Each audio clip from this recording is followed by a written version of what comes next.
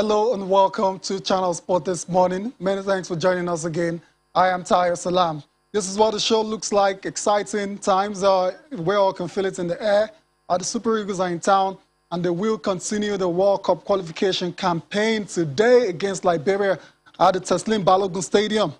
Also on sport this morning, Cristiano Ronaldo reclaims his old number 7 jersey at Manchester United. Last but not the least, definitely not, Team Nigerian Paralympians return to Heroes Welcome after winning 6 medals at the Tokyo 2020 Paralympics. This is just the tip of the iceberg. There's a lot more to come on the show today, but I'm not on this ride alone.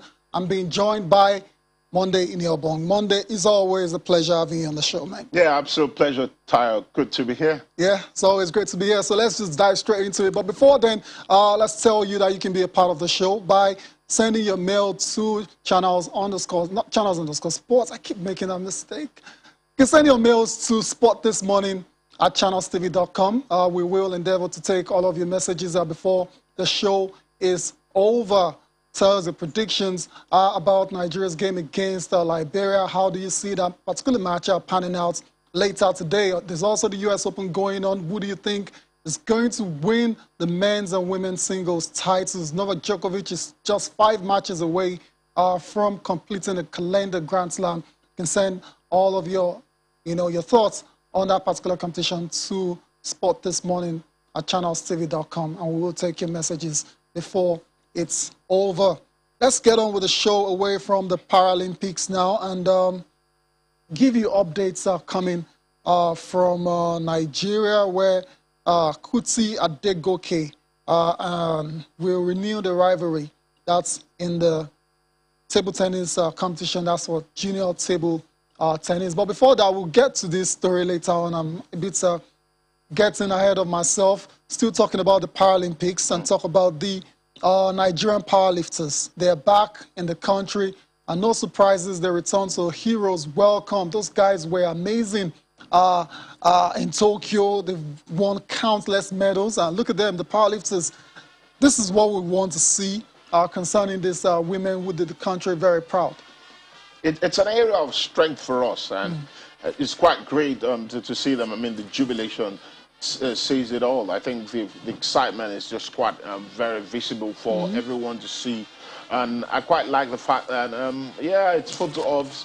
I quite like the fact that it's they get a good welcome. The Honourable Minister for Youth and Sports Development was there as well. It's great to see the excitement in the team, and I just hope that it's always the hope we have that these athletes are well treated and their welfare packages are absolutely fantastic. Not just in tournaments, because it's after great. Tournaments. Not just in tournaments. Afterwards. Outside because it's great when you go to the Olympics or you go to represent Nigeria and you come back. There's a lot of balls there. The donations here and there.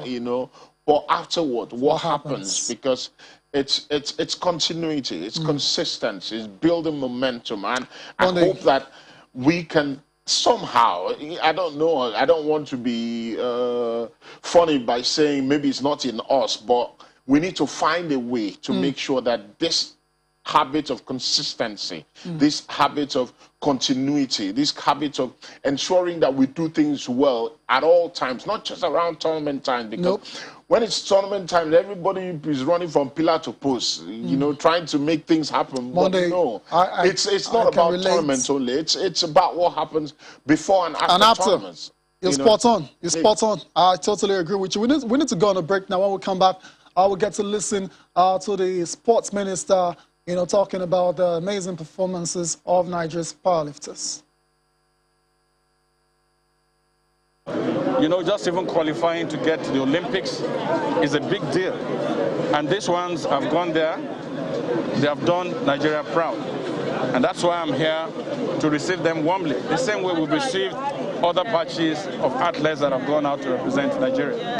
Some of what you're seeing here is evidence of the work that has been going on for 2-3 years. Not just on the part of government, but on the part of the athletes themselves. Discipline, sacrifice, consistency, training. congratulations once again to Nigerian powerlifters for winning 6 medals for the country at the Tokyo 2020 Paralympics.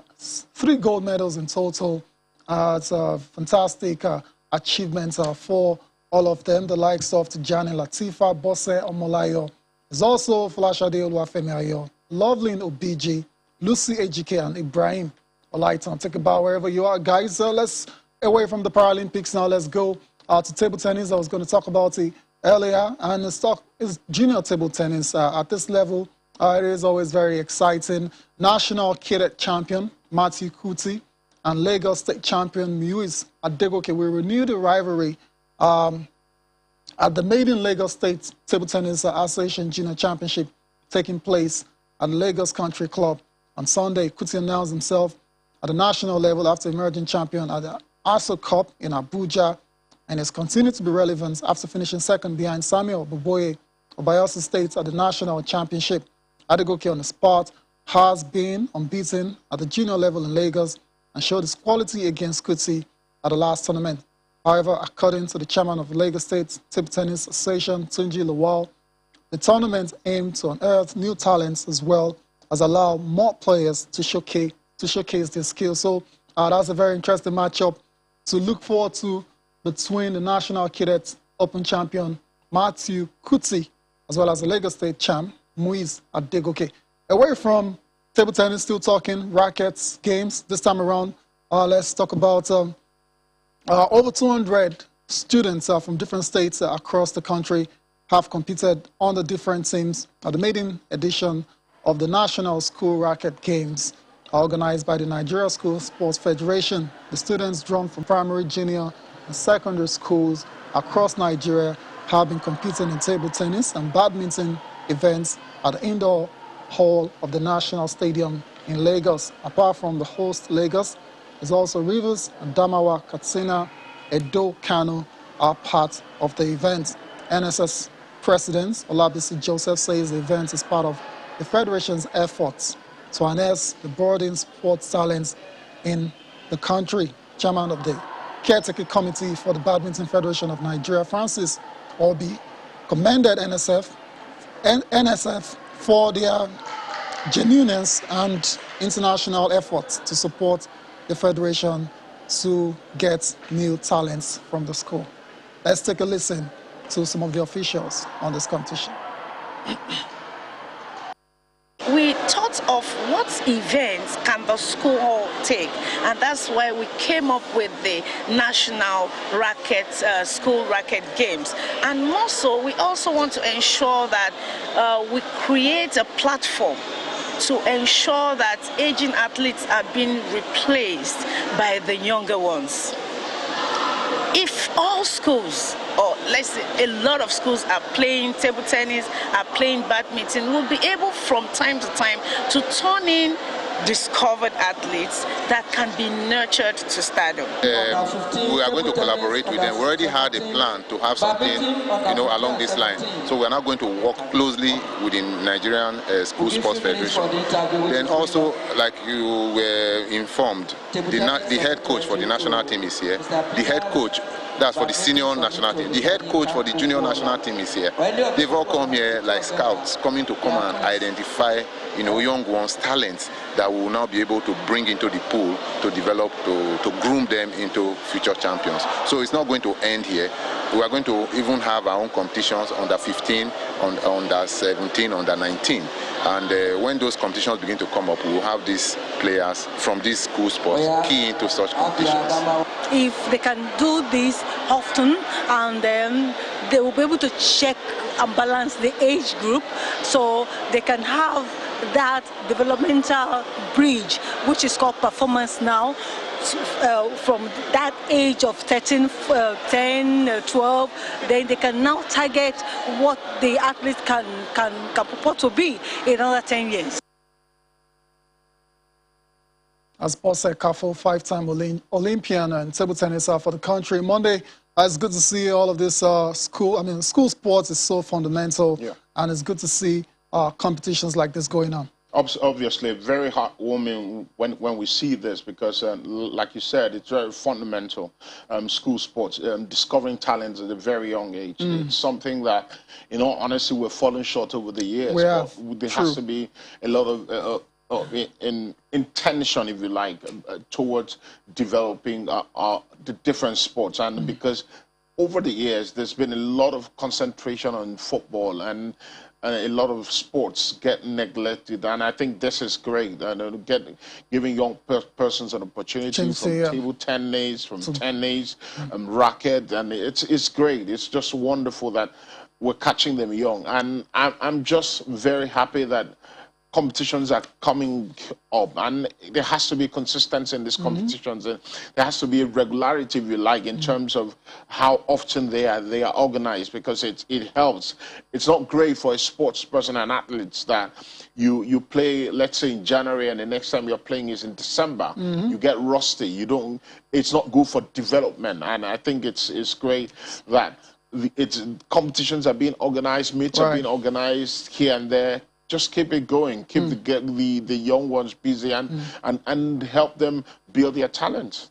Fantastic. You're spot on. 200 athletes, students, to be precise, are competing across the different states in the country, competing in table tennis and badminton. This is especially on the back of Nigerian. A couple of Nigerians are making the debuts at the Tokyo Olympics in badminton. So it's always a good one to see them performing at that level. Let's move on to swimming now and tell you about the National Swimming Championships.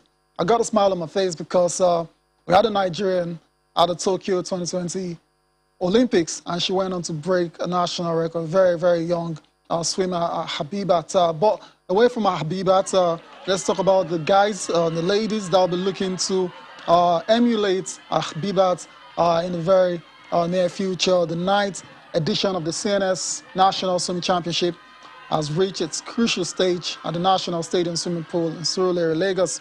The three-day event was flagged off by the chairman of the Caretaker Committee for Nigeria Aquatic Federation, Babatunde Fatai Williams, alongside Chief Staff Officer of the Western Naval Command, Rear Admiral Abila Zakaria, who represented the Chief of Naval Staff.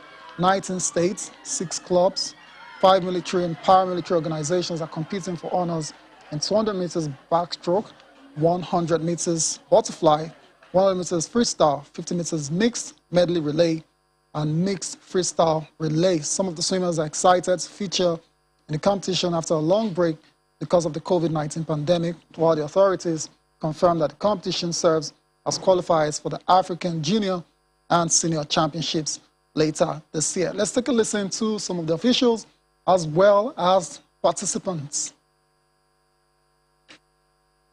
This competition, this event I just swam I feel like it was a good sport because I haven't swum competitively in the last 8 years because due to my secondary school, we didn't have a swim team and all that. But then for me to stop swimming from the junior girls category and then move straight to the women's category, and the time difference wasn't even a lot, I feel like I'm actually achieved. I feel happy about it. Actually, it's not easy for me because I just had a bridge in training after the National Sport Festival.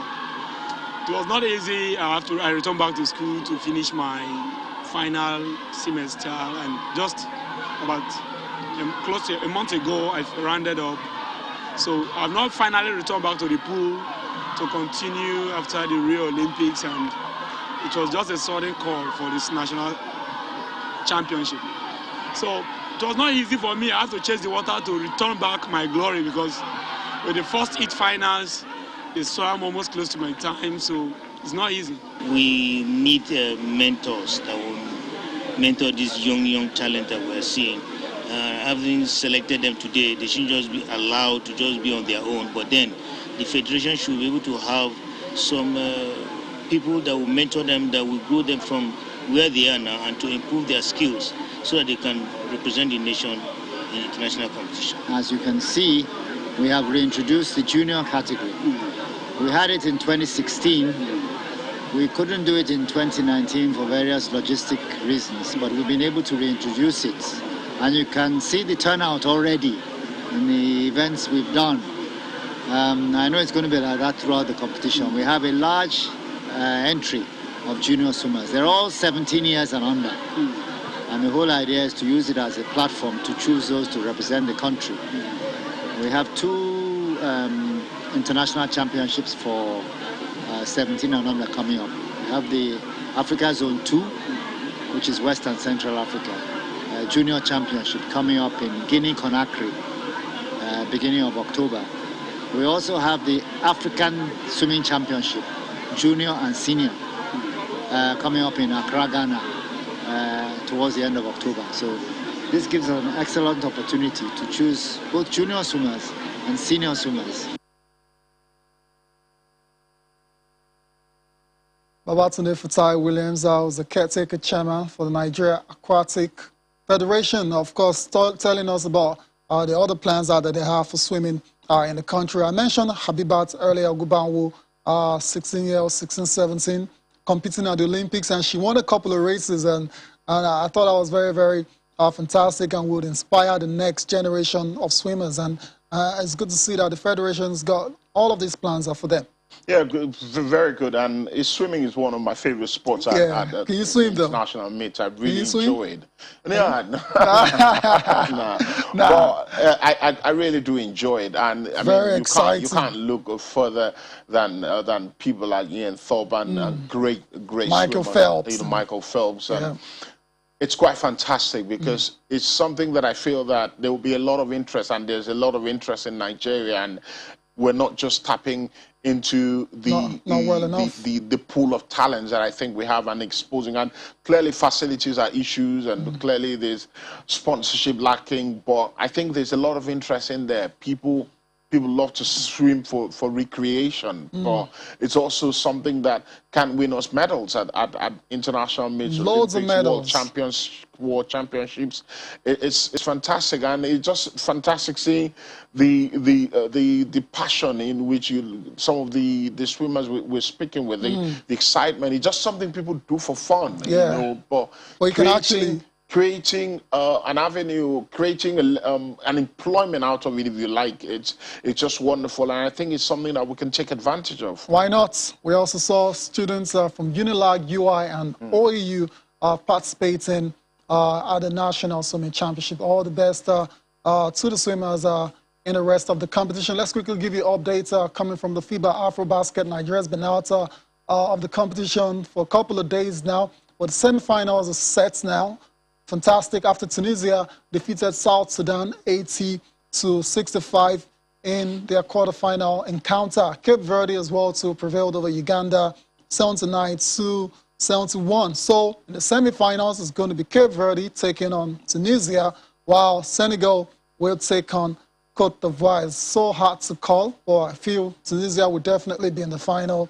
And it's a toss-up between Senegal and Cote d'Ivoire. All the best to the teams. Time to talk about the Super Eagles of Nigeria. I got a smile on my face. We're all excited to have the Super Eagles back in Lagos again, right? This time around, they'll be taking on Liberia in the World Cup qualifier. A very important match where victory is all that matters. They've got to win. There's no two ways about it. Yeah, victory is all that matters. It's just the frustration of some of the issues surrounding the team building up to this game. I'll never understand why the team has to stay in Victoria Island and train in Sierra Leone. Just doesn't make any sense as far as I'm concerned. Logistics issues, breakdown in communication, but all that will be put aside today because I mean the fans. I mean we're hearing 5,000 fans. 5,000, at the Teslim Balogun. The interest will be get 3 points, get it up and running. The 2-0, 3-0 victory will suffice, but you just get a victory because Nigeria must be at the World Cup. And I use that with a very strong sense of patriotism. Nigeria must be at the World Cup. And the boys know what is at hand. They know that they need to go out there and get all 3 points against Liberia. Liberia are not necessarily pushovers anymore in football. And on the African continent, the golfing class is not that big. It's not that big because teams know that if we give as good as we should give against African teams, because the truth of the matter is that the motivation of African players, you know, people ask me questions like, why don't why do African players, start so well abroad when they come to the national team? They don't perform at the level that they perform at the European clubs. And I'll say simply, issues. I mean, at club level, the issues they have at national level, it doesn't come to the party. So logistic issues. You just mentioned something. Mentally, it affects them. But I think the Super Eagles are in prime position. Good youngsters coming through the ranks. It's a very young side, That is becoming a cliche, but it's the truth. It is because there are is. lots of young players in that side, and we're looking forward to seeing them because I think we've got really, really good talents. Really, really good players. We should be dominating African football, if you ask me. And this is the sort of game that Lagos fans are very, very, very insatiable, and the players will know that if they do not get their acts together, the fans probably will turn on them. But we're not expecting that. We're expecting that they'll get out, they'll fly out of the blocks and get the 3 points in the back. Very important, especially after the first match in Group C ended in a draw. Please don't remind us. Anyways, yeah, we'll see how it pans out today. All the players seem very confident. All the players are in camp apart from one. And you expect them to get the job done against Liberia today and get all 3 points and go top of Group C. Apart from Nigeria, there's also going to be action across the continent in terms of a World Cup qualification. In Group B, it's going to be Mauritania taking on Zambia. Tunisia will take on Equatorial Guinea. While in Group C, like we said earlier, it's Nigeria versus the Lone Star of Liberia. Hopefully, they'll be having a very lonely walk back to, lonely flights back to Monrovia. Later today or tomorrow in Group D, it's Mozambique taking on Cote d'Ivoire, while Cameroon will face Malawi. What a group. Cote d'Ivoire, Cameroon, one of the sides will not be going to the World Cup. It's quite a shame. In Group G, we have Zimbabwe versus South Africa and Ghana versus Ethiopia. How do you see some of these games panning out before? By the end of today. The Group G, Zambia, South Africa, Ghana, Ethiopia, looks a very tricky group, and clearly you would fancy Ghana to top that one, but it's not that simple. You have to earn the right to be at the World Cup, and it's, a lot of these African teams are coming to terms with the fact that African football has gone away from that point where people used to be, you can wall up teams 5-0, 6-0. That's not going to happen again. Forget the Algeria-Djibouti game last night. Yesterday. It's not going to happen again because teams are getting better. I think they're closing in the gap, and it's quite great to see the African teams are really, really coming into their own, and that should be a good game here. Zimbabwe, South Africa. South Africa, perennial underachievers. Big cliche, but it's the truth. And they flatter to deceive. They have one of the best run leagues on the continent. They should be doing better, and they know that there's an expectation on them. So I'm looking forward to that game as well. Let's tell you that Cristiano Ronaldo, of course, you already know, is back in Manchester United. But the story now is he's got his whole number 7 jersey back as well. He's taking it off the back of Edson Cavani. Actually, Edson Cavani did not have any problems whatsoever in letting go of that jersey. Famously wore it in his first spell. And a lot of people were wondering what number is he going to wear this time around. Cavani is a big player. Would he let go of the jersey like that? And it's turned out that it was much ado about nothing. Cavani's giving up the jersey. Ronaldo got his number back. Yeah, it's great. I mean, it's a nice gesture by Edinson Cavani. Very nice gesture. If he decided to throw tantrums and say, no, I'm not letting it go, I don't think there will be Ronaldo. I don't think Ronaldo will make much of a hassle about it. But then the media would talk about it. The media would. Yeah. So great gesture from Edinson Cavani. By the way, guess what number Edinson Cavani is taking on now? He's number 21. 21. Guess what he wears for the Uruguayan 21. national team.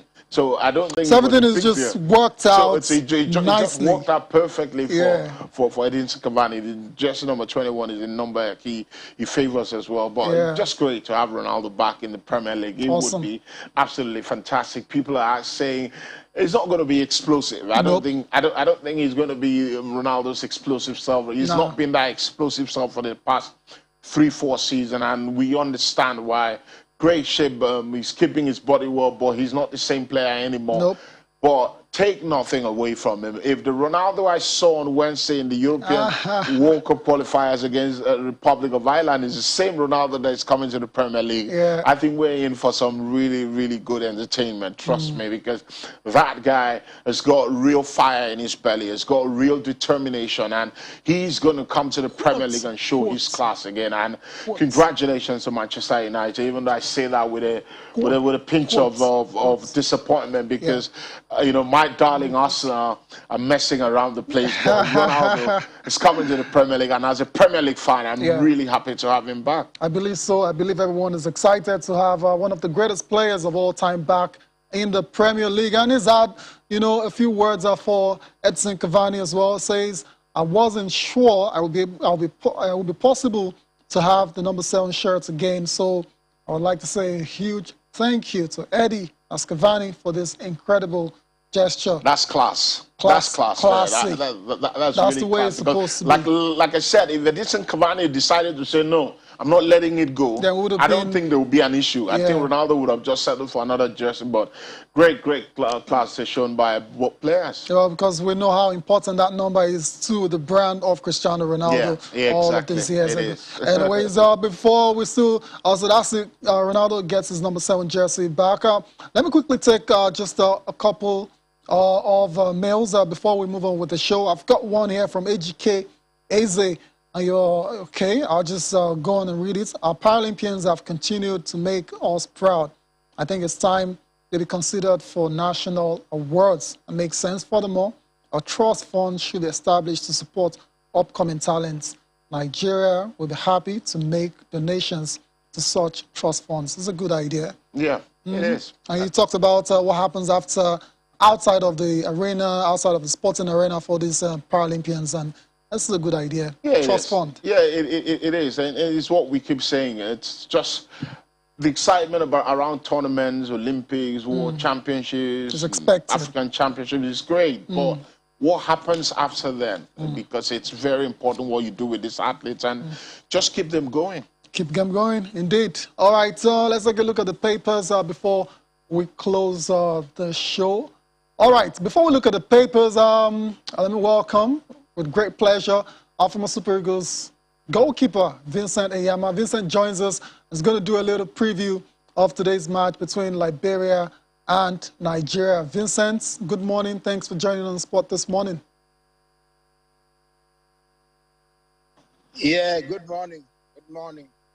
Good morning, Vincent. Tell us, what are you expecting today between Nigeria and Liberia? Obviously, we all want the Super Eagles to win. We have the team, we have the players that can easily qualify the country for the World Cup. So we're expecting them to do that. And, you know, from records, you know, with this particular set of guys, they've been qualifying 1 or 2 matches, you know, before the end. So we expect them to do quite the same. So today we're expecting a good game, entertainment for the fans, and victory for the country. All right, so Nigeria should get the win today against Liberia. But in a couple of days' time, on Tuesday to be precise, they go on and take on Cape Verde away from home. And we know, and you know, the issues as well, too, where the UK-based players will not be available for that game.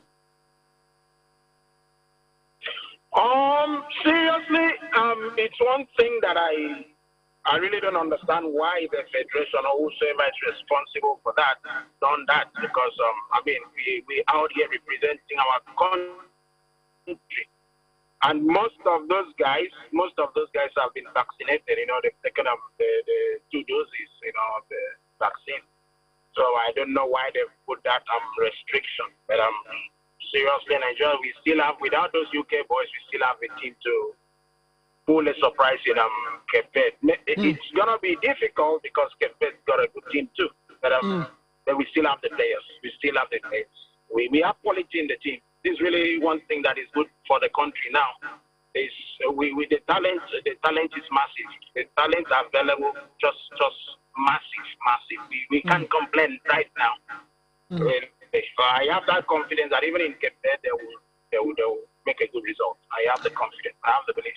All right, it's good to know that you still have retained the confidence. You still have that confidence in the team, despite the fact that it's going to be a bit depleted for the game against Cape Verde. Vincent, we want to thank you for joining us on the show, even though it was a short one, but we understand you're a very busy man and we need to let you go back to what you're doing. Thank you. Thank you so much. Thank you so much. It's always a pleasure to be with you guys, to speak with Nigerians. All right, thank you. Have a great day. All right, you too. Cheers. Cheers. All right, as Vincent Enyeama, very confident that Nigeria will get a win against Liberia today, and we'll get a positive result in Cape Verde in a couple of days from now, on Tuesday to be precise. Let's take a look at the papers before we close the show, starting with Sporting Life. Iheanacho Eagles will whip Treston Lone Stars today. We'll see how that pans out. Manchester United top with 187 million as football's COVID big spenders. I will shake off injury. There's a bit of worry about Alex Iwobi, slight knock, but it says he's going to be fit for today's game. Yeah, I hope he's fit, and I hope he rediscovers the form that made him such a darling with the Super Eagles when he first joined, because I think his career has really taken a nosedive, in my opinion. I think he's a fantastic footballer, but he hasn't kicked on. He hasn't really kicked on, and I know there's a footballer in there. He just needs to find his way back to the level that we know he can be. Indeed, Okoye Enyama's vacuum too big to fill. Wow, if I'd seen this earlier, I would have definitely asked Vincent about it. He's the number one, looks like the number one, Maduka Okoye, but he's saying filling the shoes of Vincent Enyeama is a bit too big. But that's what you're going to have to do, my man. Anyways, let's go to complete sports. Ronaldo to wear number 7 jersey. We talked about that already. Dembele to hold Barcelona contract talks. What else?